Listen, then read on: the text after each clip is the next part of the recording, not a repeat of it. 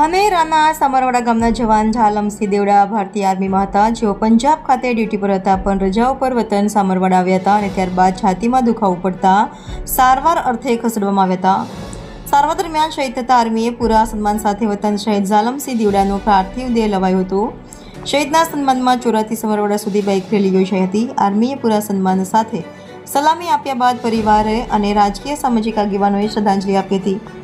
શહીદ ઝાલમસિંહ દેવડાને અંતિમ વિદાય આપવા માનવ મેરામણ ઉમટ્યું હતું. અંતિમ યાત્રામાં ભારત માતા કી જય, શહીદો અમર રહોના નારાથી સમગ્ર માહોલ દેશભક્તિના રંગે રંગાયેલ જોવા મળ્યો હતો.